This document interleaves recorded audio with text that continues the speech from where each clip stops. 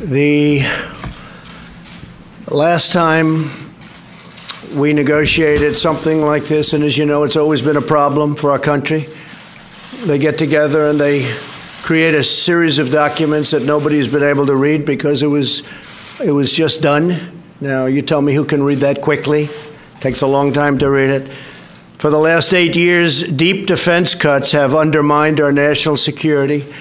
And they just, if you look at what's taken out, they've hollowed our readiness as a military unit and put America at really grave risk.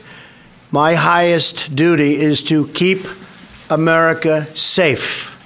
Nothing more important.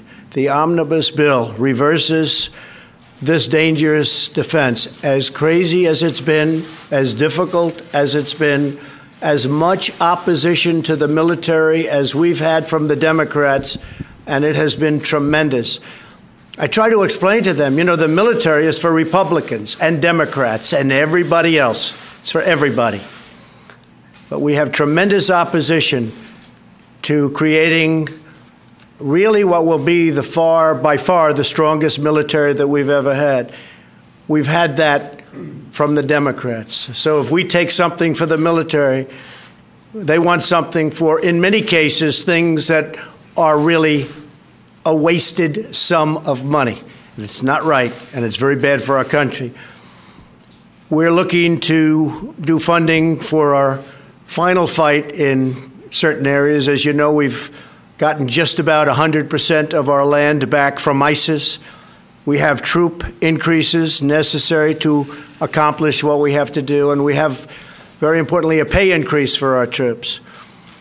And this will be actually the largest pay increase for our incredible people in over a decade. It increases total defense spending by more than $60 billion from last year and funds the addition of critically needed ships, planes, helicopters, tanks, and submarines. We have submarines being built, the likes of which there's nothing anywhere in the world like the submarines we build. Our military equipment is the best equipment in the world. And one of the things you saw 2 days ago with Saudi Arabia and with other countries, Saudi Arabia, as an example, is buying hundreds of billions of dollars worth of our equipment.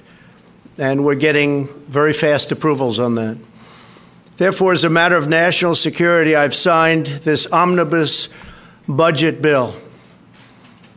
There are a lot of things that I'm unhappy about in this bill. There are a lot of things that we shouldn't have had in this bill, but we were, in a sense, forced. If we want to build our military, we were forced to have. There are some things that we should have in the bill. But I say to Congress, I will never sign another bill like this again. I'm not going to do it again. Nobody read it. It's only hours old. Some people don't even know what it is. $1.3 trillion. It's the second largest ever. President Obama signed one that was actually larger, which I'm sure he wasn't too happy with either. But in this case, it became so big because we need to take care of our military. And because the Democrats, who don't believe in that, added things that they wanted in order to get their votes. We have to get rid of the filibuster rule. We have to get rid of the filibuster rule and go to 51 votes in the Senate if we're going to have really sustained, continued success. DACA recipients have been treated extremely badly by the Democrats. We wanted to include DACA. We wanted to have them in this bill, 800,000 people. And actually, it could even be more. And we wanted to include DACA in this bill. The Democrats would not do it. They would not do it. To prevent the omnibus situation from ever happening again, I'm calling on Congress to give me a line item veto for all government spending bills, and the Senate must end. They must end the filibuster rule and get down to work. We have to get a lot of great legislation approved, and without the filibuster rule, it'll happen just like magic.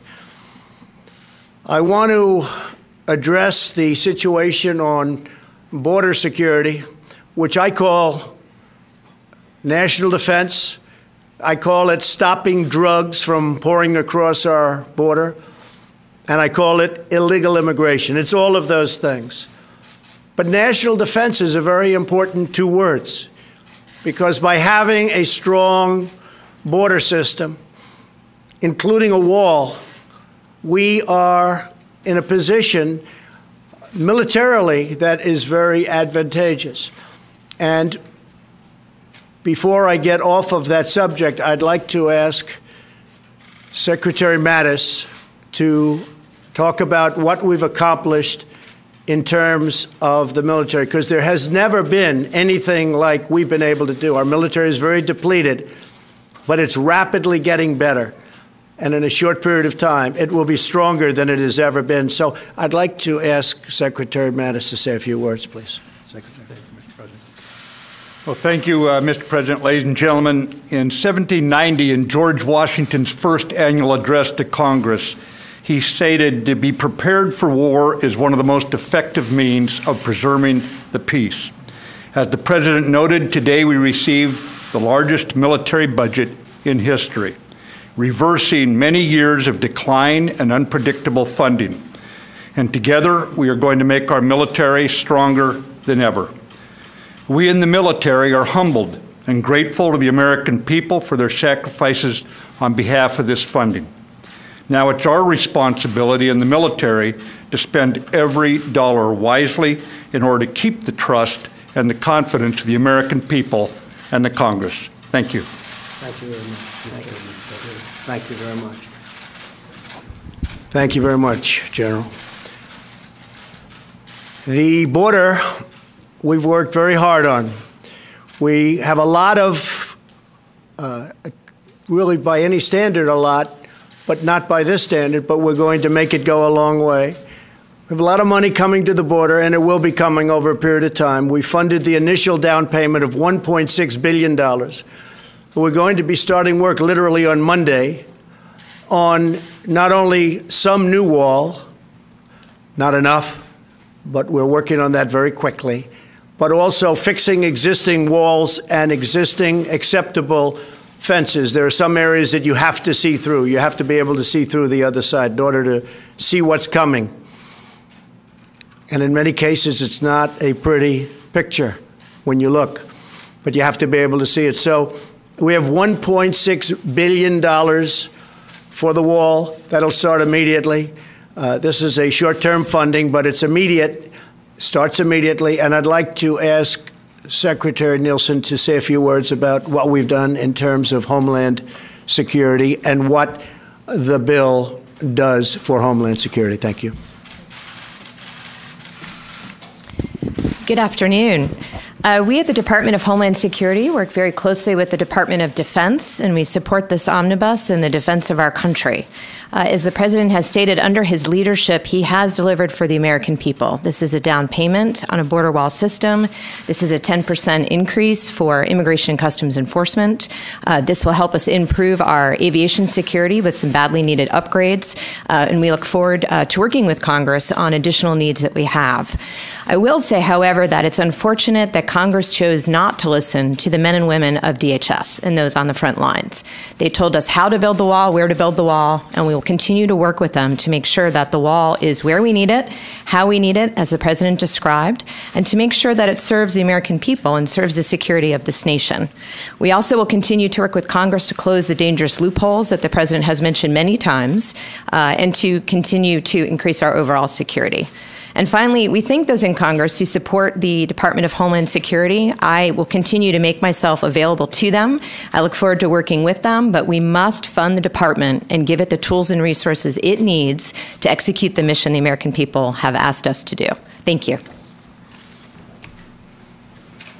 Thank you very much, Secretary. So we have many elements in the bill that we wanted. Just to look at a few of them, we're providing $654.6 billion in total discretionary funding for defense. It's a record. all records for defense. There will be nobody that says that our military is going to be depleted like they've been saying over the last long period of time. Long period of time. Frankly, beyond President Obama. That won't be happening. We're spending a lot of money on nuclear, our nuclear systems, to upgrade, and in some cases brand new, whether it's submarines, nuclear submarines, and others. So we'll have by far the most powerful nuclear force on Earth, and it'll be absolutely in perfect shape and condition, and hopefully, praise be to God, we don't ever have to use it. But there will be nobody that's even close.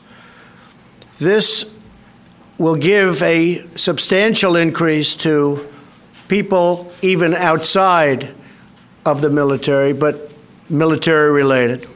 Some of the many things that we're buying in the military, we have $23.8 billion to procure 34 Navy ships.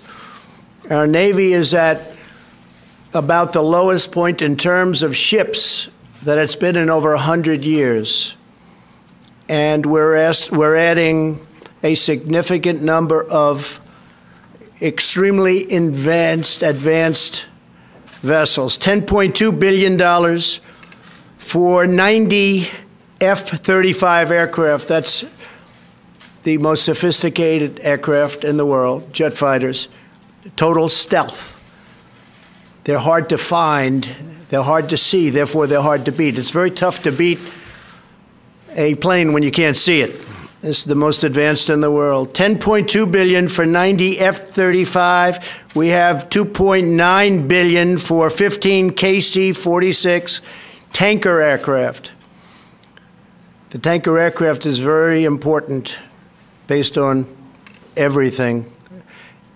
It allows our planes to travel anywhere in the world without landing. $1.8 billion for 24 FA-18EF Super Hornet aircraft fighter jets. $1.7 billion for 10 PA, the Poseidons. Incredible stuff. $1.1 billion for 56 UH-60 Black Hawk helicopters, most advanced helicopter in the world by far, fighting machine. $1.1 billion for the upgrade of 85 Abrams tanks. $705 million for the cooperative programs that we're working with Israel and others on various missile defense systems. We're spending a lot of money on missile defense. We have a lot of offense that's been recently installed. We're spending tremendous money on missile defense. You understand what that means? Everybody does. With what we have out there, missile defense is very, very important. We are funding our Border Patrol agents and our ICE agents. They are working long hours under tremendously dangerous conditions. We're adding large numbers of immigration judges, high-quality judges. Not only are we adding them in the district court level and the federal level of Court of Appeals, but we're adding immigration judges at a very high level. So while we're very disappointed in the $1.3 trillion, nobody more disappointed than me because the number is so large, it'll start coming down. We had no choice but to fund our military because we have to have by far the strongest military in the world. And this will be by far the strongest military that we've ever had. So when you look at all of these pages, a lot of that is devoted, a lot, to the military. I just want to thank members of Congress for working so hard. While we can be disappointed in some ways, we have to also know that there are a lot of strings pulling everybody in different directions. The Republican senators, the Republican congressmen and women have been steadfast on their fight for the border and steadfast for their fight on the military. We're also spending $6 billion on, as you know, various forms of drug control, helping people that are addicted. It's a terrible problem, but this will be a record. We'll be suing certain drug companies for what they've done with the opioids, and we'll be bringing the suits at a federal level. The level of drugs that are being put out there and the power of this addiction is hard to believe. People go to the hospital for a period of a week and they come out, they're drug addicts. There has to be a better way. Doctors are way down now in their orders of the opioids, way down. That's a great thing. We're also looking for, in our research funds, we're looking for a medicine that can stop the pain without the addiction so that people aren't going to become addicted to these incredible drugs. So that's part of what we have. We're going to have $6 billion in having to do with opioids and other problems that this country, and in fact the world, is having with drugs. So we're extremely proud of what we've been able to do when it comes to our military. Our military will be far superior than to any military anywhere in the world. That's very important for us. You see the players out there. You see what we're dealing with. We are very happy with what's happened with opioids. We're very happy with what's happened with certain elements of the border. Not happy with $1.6 billion, but it does start the wall, and we will make that $1.6 billion go very, very far. It's going to go very far. I can tell you this, and I say this to DACA recipients, that the Republicans are with you. They want to get your situation taken care of. The Democrats fought us. They just fought every single inch of the way. They did not want DACA in this bill. And as you know, DACA is also tied to the wall for the major funding, the $25 billion for wall and other things. So I think that'll be coming up very soon. But I do want the Hispanic community to know and DACA recipients to know that Republicans are much more on your side than the Democrats, who are using you for their own purposes. With that being said, I just want to thank everybody for being here. We're very proud of many of the items that we've been able to get. We're very disappointed that in order to fund the military, we had to give up things where we consider, in many cases, them to be bad or them to be a waste of money. But that's the way, unfortunately, right now the system works. But we have a great country. We are going to have the greatest military we've ever had, and lots of good things are happening. The trade situation we'll be talking about next week.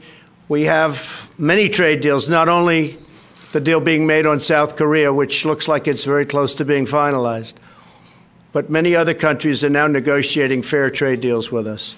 So we'll be rolling them out as you see them. And part of the reason, frankly, that we're able to do that is the fact that we have the tariffs on steel and the tariffs on aluminum, because it showed how unfair some of these trade deals that have been in existence for many years, how unfair they've been. So it'll be great for our country, and frankly, it'll also be great for other countries. And it will be fair, and it will be reciprocal. Thank you all very much. I appreciate it. Thank you. Mr. President, thank you. why the veto threat if you had to sign the bill? We'll figure it out in about 20 minutes after you look at it. Okay? We're going to figure it out. You're going to figure that out. We looked at it, a veto. I looked very seriously at the veto.